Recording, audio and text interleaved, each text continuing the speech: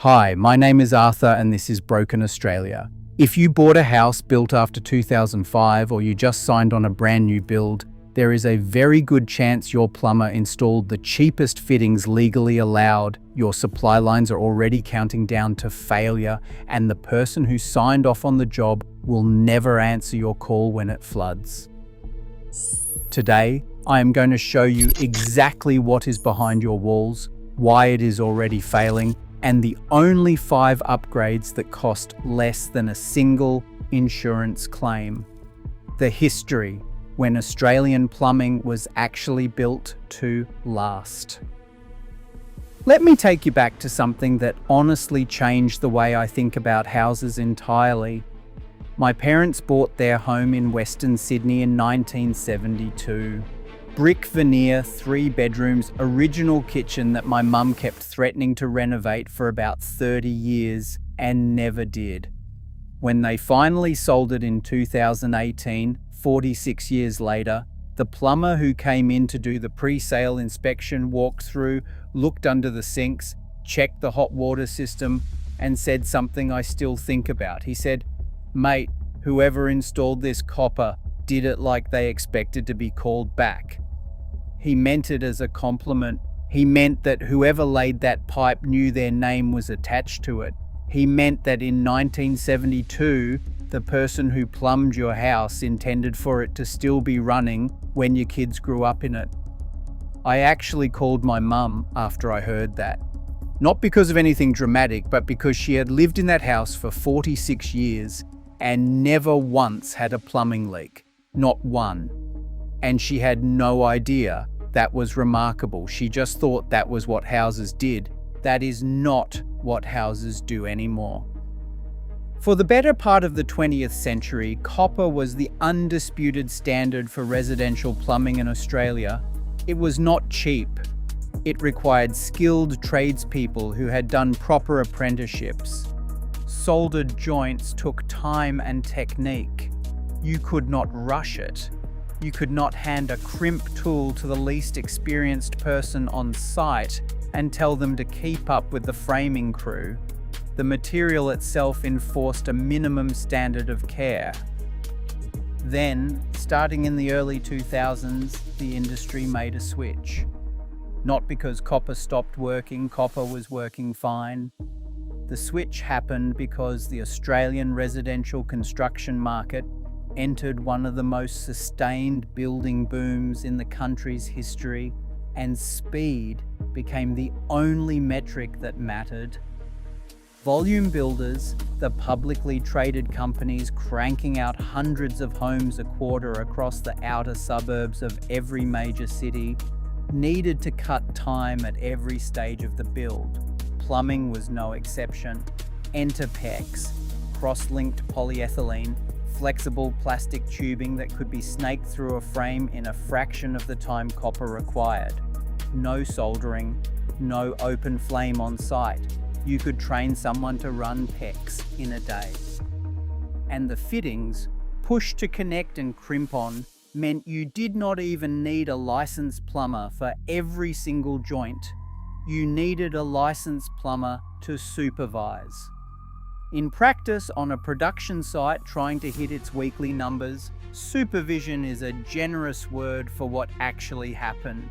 By the time the post-2010 apartment and housing boom hit full stride across Brisbane, Melbourne, Sydney and Perth, the old way of doing residential plumbing, careful, skilled, built to last, had been largely replaced by the fastest, cheapest method that still technically passed code inspection.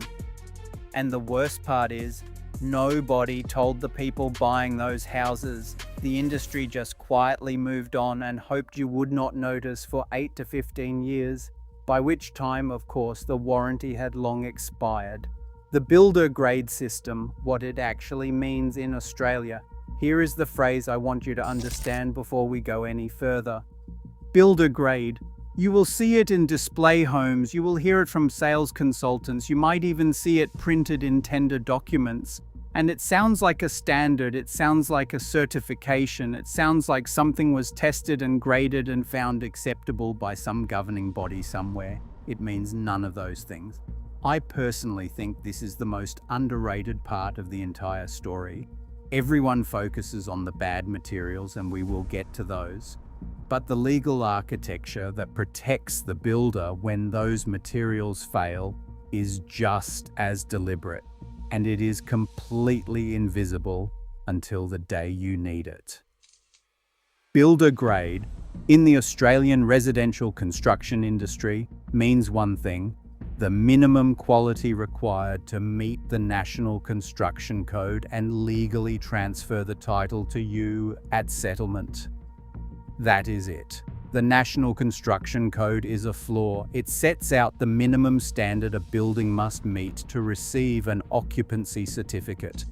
Builders do not treat it as a flaw, they treat it as a ceiling. They aim for the National Construction Code minimum, and then they invoice you for the full contract price. I spent 3 hours going through the National Construction Code, Volume 3, which covers plumbing and drainage, trying to find anywhere it defines quality, durability, or expected lifespan. It does not. Not in any meaningful way. It defines minimum performance. It defines whether a pipe can hold pressure on inspection day. It says nothing about whether that pipe will still hold pressure in year 9 when you are halfway through your mortgage. That alone should terrify you. The companies building the majority of new homes in Australia right now, the volume builders operating across every major growth corridor, are publicly traded or private equity owned. They run on the same logic as every other corporation. Their incentive is quarterly earnings and shareholder returns. The home they hand you at settlement is not the end of the story for you. For them, the settlement check is the end of the story. Their exposure ends there. Their liability in most states extends to 2 years for non-structural defects, maybe 6 years for structural issues depending on which state you are in and how the courts interpret what counts as structural. Meanwhile, your mortgage runs for 30 years. That gap between 2 years and 30 years is not an oversight. It is a business model. The builder's incentive is to produce a house that passes inspection and survives just long enough to get past the warranty window. Your incentive is to live in a functional home for the next 3 decades. Those incentives have never been aligned, not once. Not for a single day since the volume building model took over. All right, let us get into the actual mechanics of this, because this is where it gets genuinely interesting and honestly a little bit maddening. PEX itself, the plastic tubing, is not the villain here. I want to be clear about that up front. PEX is flexible, handles pressure fine, does not corrode the way copper can in acidic soil conditions, and is perfectly adequate tubing for residential use. Plumbers who install it correctly, with the right fittings and proper technique, produce work that runs for decades without a single problem. I am not here to tell you PEX is inherently bad. I am here to tell you what builders do with it. The problem is the fitting, specifically 2 types of fittings that dominate Australian new construction, and both of them have documented failure modes that play out on a timeline designed almost perfectly to outlast your statutory warranty. Failure mode 1, dezinsification of brass crimp fittings. Brass is an alloy, copper and zinc combined. In normal conditions, brass performs fine. But in hard water, water with high mineral content, a process called dezinsification occurs where the zinc leaches out of the alloy over time, leaving behind a porous, brittle copper structure that looks completely intact on the outside and crumbles under pressure on the inside. The fitting does not crack, it does not weep gradually, it fails. Often suddenly, often at the most inconvenient possible time, which in my experience is always 2 in the morning on a long weekend. Now here is the detail that I find genuinely alarming, and this is the Australia-specific part that the American data does not capture. Perth has some of the hardest tap water of any major city in the developed world. Adelaide's water is famously hard. Large parts of southeast Queensland sit in hard water zones. Brisbane, the Gold Coast, Toowoomba. The 8 to 15-year desinsification timeline that international research suggests may actually be optimistic for Australian conditions. I called a licensed plumber in Perth after going deep on this, described what I had been reading, and he laughed, not meanly. Just the laugh of someone who sees this every single week. He said, "Mate, I pull these fittings out and they disintegrate in my hand." He said the green staining on the brass is the tell. Once you see the green, the fitting is already gone. Failure mode 2, push to connect fittings. The shark bite style connector. These look brilliant on a demonstration. Push the pipe in, it grips, no tools required. On an exposed pipe in an accessible location, they are genuinely useful for emergency repairs and quick connections. That is a legitimate application. Builder-grade use of push to connect fittings is burying them inside wall cavities, sealing plasterboard over them, and never inspecting them again. Builder-grade installations are exactly the problem. The seal relies on a rubber O-ring. Rubber degrades. In a wall cavity, dark, fluctuating temperature, years of thermal cycling as hot water moves through the pipe, that O-ring dries out, loses elasticity, and eventually fails. 8 to 15 years, long enough for your warranty to be a distant memory. Short enough that you are still 15 years from paying off your mortgage when it lets go. And here is what a hidden PEX failure actually feels like from inside the house. Nothing. You hear nothing. There is no drip. Water saturates the wall cavity silently, soaks into the insulation, wicks into the subfloor, and travels.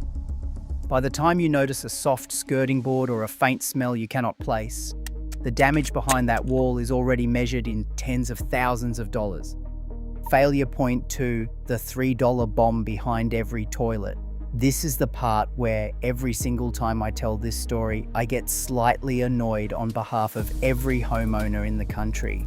Because this particular failure is so preventable, so cheap to fix, and so completely ignored by every builder working in Australia today, it borders on insulting. The supply line. Every toilet in your home has one. Every faucet has one. Your washing machine has 2. A standard 3-bedroom, 2-bathroom Australian home has between 8 and 12 supply lines, the braided hose connecting the fixture to the wall. Builder-grade supply lines have a thin rubber core wrapped in a woven steel jacket. They cost approximately $3 to $4 each at trade price. They are rated for 5 to 8 years by the manufacturers who make them. The builder knows this. The plumber who installs them knows this. You do not know this. Nobody tells you. There is no sticker on the hose that says replace in 5 years. There is no item in the handover documentation that says every single supply line in this house has a 5 to 8 year lifespan and you should budget to replace them. They just go in the wall, they get connected, the inspector ticks the box, and the builder walks away. I have a mate called Dave. He bought a new construction townhouse in the northern suburbs of Brisbane in 2015. Nice place. 2 stories, double garage, done up beautifully on the inside. In 2021, 6 years after he moved in, the supply line behind his toilet failed at 2 in the morning. He woke up to water in the hallway. By the time he got downstairs and turned off the water at the mains, the ground floor was flooded. Carpet destroyed, floorboards underneath buckling. The damage assessment came back at $31,000. $31,000. The supply line that caused it cost $4. And nobody, not the builder, not the plumber, not the inspector, not the person who handed Dave the keys, had ever mentioned to him that supply lines had a lifespan shorter than his youngest child. The fix for this, and I want you to hear how simple this is to replace your supply lines with commercial-grade braided lines that use a reinforced polymer core instead of rubber. They cost $8 to $12 each at Bunnings or any plumbing supplier. They are rated for 20 years plus. Replacing every supply line in an average home takes approximately 1 hour and costs under $100 total. And yes, I am fully aware that spending your Saturday afternoon replacing toilet supply lines is not exactly a thrill. I replaced mine after going down this rabbit hole, and it took me about 45 minutes, which included stopping twice to check I had the right size and once to find where I had put my adjustable spanner. But that 45 minutes is now $15,000 of insurance I did not have to pay a premium for. That is the trade. No volume builder in Australia installs commercial grade supply lines as standard, not one, because it adds roughly $80 to $100 per dwelling to their cost base, and they see no benefit. You see the benefit, you just do not know about it until the night your hallway fills with water. Failure point 3, the hot water system nobody is talking about. I want you to stay with me on this one, because this is the part that I personally find myself thinking about at 2 in the morning. Not because of the supply line situation, though that is bad enough, but because of what is sitting in your roof space or your garage or beside your laundry right now with builder-grade safety components installed, and nobody has checked them since the day they were fitted. Your hot water system has 2 critical safety components: a temperature and pressure relief valve, the TPR valve, and a thermal expansion tank. If you do not know what either of those are, that is completely understandable, because the builder did not explain them to you, and the plumber did not explain them to you, and the inspection report did not explain them to you. But you need to understand what they do, because when they fail, the consequences range from very expensive to genuinely dangerous. The TPR valve is a safety release. It opens automatically if the pressure inside your hot water tank exceeds a safe threshold, venting water and preventing the tank from over-pressurizing. A functioning TPR valve is the reason your hot water system does not become a pressure failure event. In a builder-grade installation, the TPR valve uses plastic internal components that degrade in 3 to 5 years. When they fail, they do one of 2 things. They stick open and leak constantly, which is annoying and wasteful and tells you the valve is gone. Or they seize shut. I want you to understand what a seized TPR valve actually means. It means your hot water system is now a sealed pressure vessel with no release mechanism.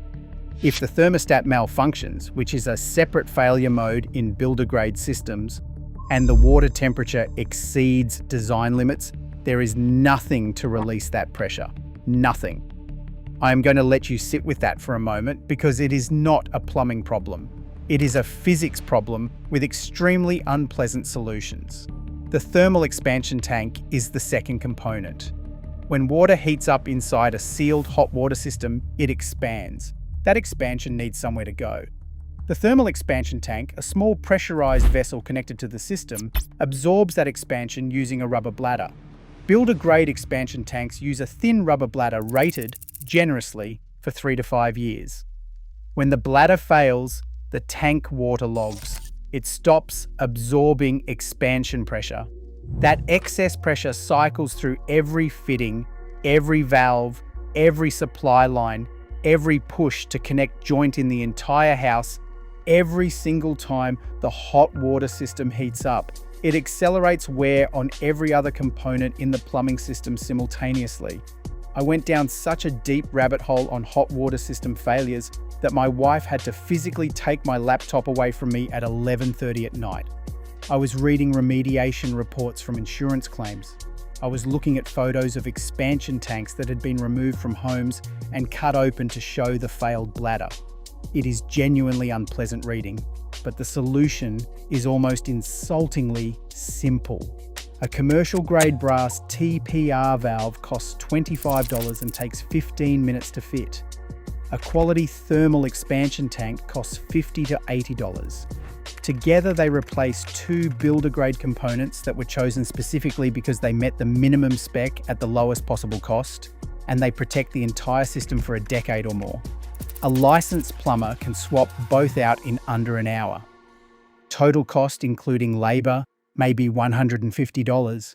That is less than the excess on most home insurance policies.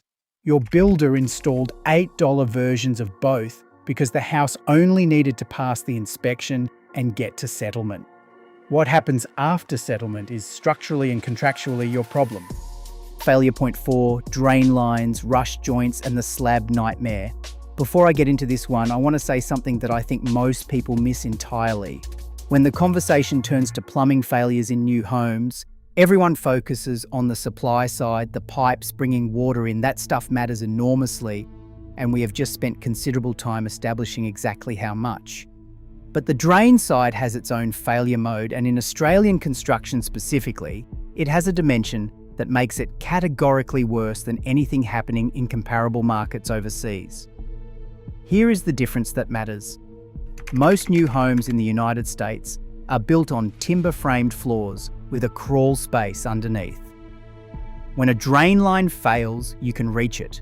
You lift some flooring, get underneath, fix the joint, and put it back together. Expensive and unpleasant, but manageable. The majority of new Australian homes are built on a concrete slab. No crawl space, no access hatch, no getting underneath. When a drain line fails under an Australian slab, it fails inside several hundred millimetres of reinforced concrete. There is exactly one way to reach it. You get out the jackhammer. For most of the 20th century, residential drain lines in Australia were cast iron. Heavy, expensive, required proper tradespeople to install correctly, and essentially indestructible. There are cast iron drains in homes built in the 1950s that are still functioning today. The pipe has outlasted 2 or 3 generations of owners. The families who installed them are gone, and the pipe keeps running. Modern volume builds use UPVC and ABS plastic.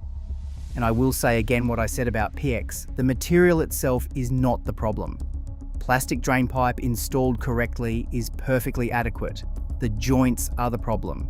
A BS and UPVC connect with solvent cement, a chemical welding process that, applied correctly with proper technique and adequate cure time, produces a joint that is essentially permanent.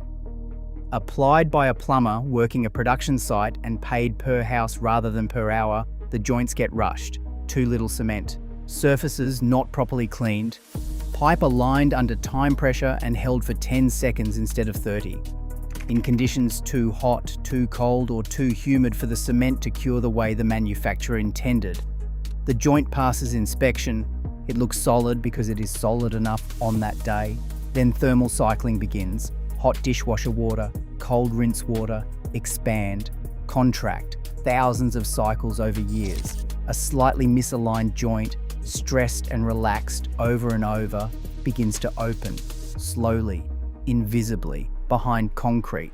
You do not see a leak. The first sign is a smell, sewer gas finding its way through the gap and rising through the slab. By the time that smell registers, the ground beneath your floor has been receiving drain waste for months. The remediation means jackhammering, excavating, repacking, repouring. $8,000 to $25,000 in Australia, depending on location and damage extent. A cast iron upgrade at build time costs $2,000 to $4,000, about $5 to $11 a month, over a 30-year mortgage. No volume builder includes it because it is not their slab, it is yours. The warranty gap, how Australian consumer law gets used against you. This is personally the most underrated part of the entire story. Everyone focuses on the bad materials. Nobody talks about the legal structure built around those materials. And that structure is just as deliberate. Most people who find a building defect assume there is a system somewhere designed to protect them. There is. It just protects them for far less time than they expect. In New South Wales, the Home Building Act gives you 6 years for major defects and 2 years for non-major. Every other state has its own version. Sounds reasonable until you understand how builders define the categories. A drain joint failure under your slab, major or non-major. It depends on whether it can be framed as structural. A failed TPR valve is almost certainly non-major because it is a component, not a structural element. A dezinsified fitting that soaked your wall framing, the builder's position will be that the framing damage is structural, but the fitting failure that caused it is non-major. You are going to have that argument in a tribunal with a builder who runs this play every single week while you are doing it for the first time in your life under enormous financial stress. Buried in most new construction contracts is a dispute resolution clause directing any disagreement into a state tribunal, NCAT, VCAT, QCAT, away from the court system, away from proper rights of appeal. The tribunals are not corrupt. They are simply navigated far more easily by someone who attends them regularly with experienced legal representation than by a homeowner who has never set foot in one. I spoke to a building dispute lawyer off the record 18 months ago. He said the warranty system is designed to resolve disputes in the window where the builder still carries clear liability. Once you are outside that window, it becomes the tool they use to prove there is nothing left you can do.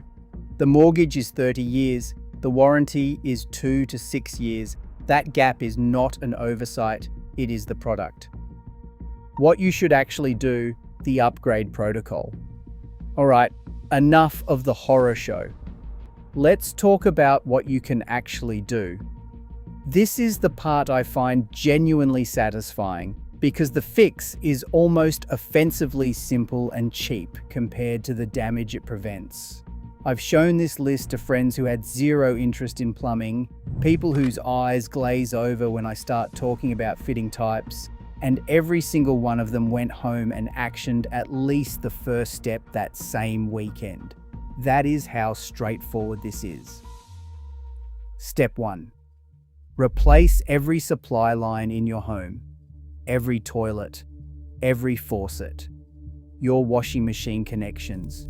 If you are in a house built after 2005, assume the supply lines are builder-grade rubber core, even if they look fine. They look fine right up until they do not. Commercial-grade braided lines with a reinforced polymer core cost $8 to $12 each at Bunnings or any plumbing supply store. The packaging will say 25-year rated or similar. A standard home has 8 to 12 supply lines. Budget $100 for parts, budget 1 hour for the work. This is the single most cost-effective thing you can do in a new home, and nobody tells you to do it. Step 2. Replace the TPR valve on your hot water system. If you have a gas or electric storage water heater with a builder-grade plastic internal TPR valve, which you almost certainly do if your home was built in the last 15 years, a commercial brass TPR valve costs $25 and takes 15 minutes to install. Once it is in, test it annually, lift the lever briefly, verify water flows. If it does not flow or if it seizes, replace it immediately. Step 3. Check the thermal expansion tank. Find the expansion tank.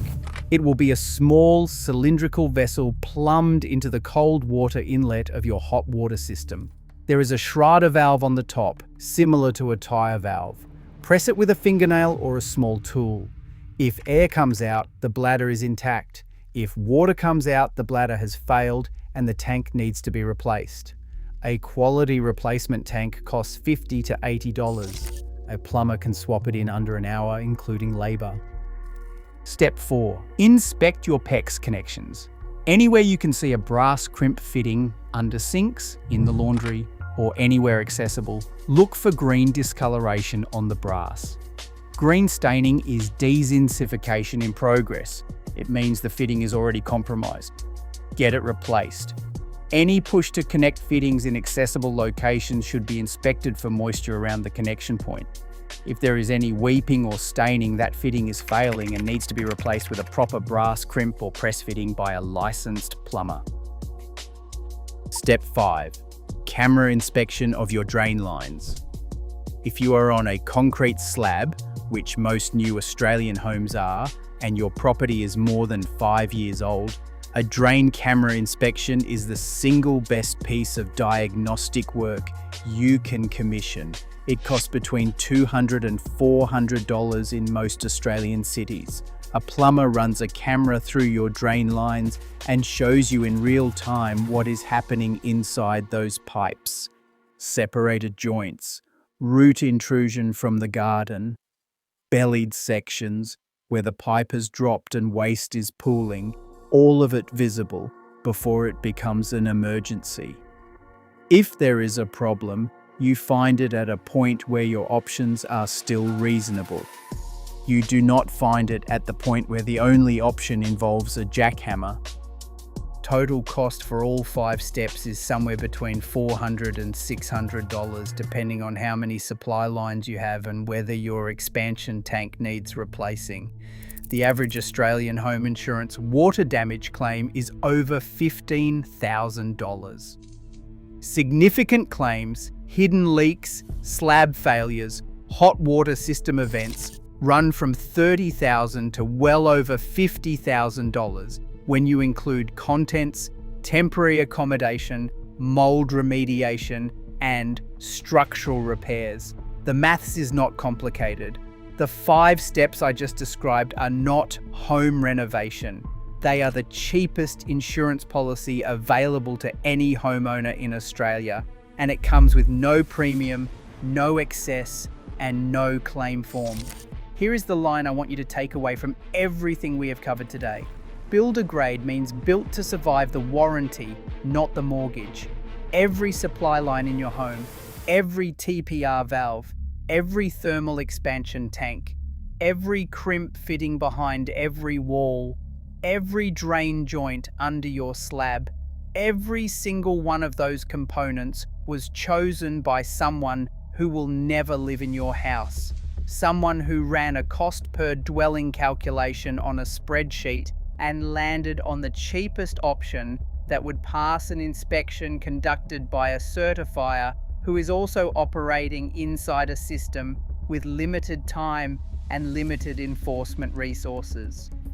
The builder's incentive ended at settlement. Your incentive runs for the next 30 years. Those incentives have never aligned. Not on the day you signed the contract, not on the day you received the keys, not for a single morning since you moved in. The entire structure, the materials, the installation practices, the warranty duration, the dispute resolution mechanism was built around the gap between what the builder needs to deliver and what you need to receive. And that gap is measured in decades, $500 to $600. That is the cost of the protocol I just walked you through. One water damage claim, just one, averages $15,000 before you account for the things insurance does not cover. The mold your insurer disputes, the 3 weeks you spent in a hotel, the contents that were irreplaceable, the weeks of your life you spent managing the claim instead of living in your home. The investment is obvious. The knowledge is the barrier, and now you have the knowledge. I have been sitting on the electrical panel story for 4 months because I wanted to make sure I had every detail right before sharing it. There is a specific circuit breaker brand still being installed in Australian homes that has been linked to house fires in multiple countries, and that building regulators in this country have been extraordinarily slow to act on. What I found when I went deep on that one genuinely made me uncomfortable. I am not someone who gets rattled easily by research. That one rattled me. Subscribe, because that episode is coming soon, and based on what I know about Australian electrical panels right now, you do not want to miss it. My name is Arthur. This is Broken Australia. Go check your supply lines.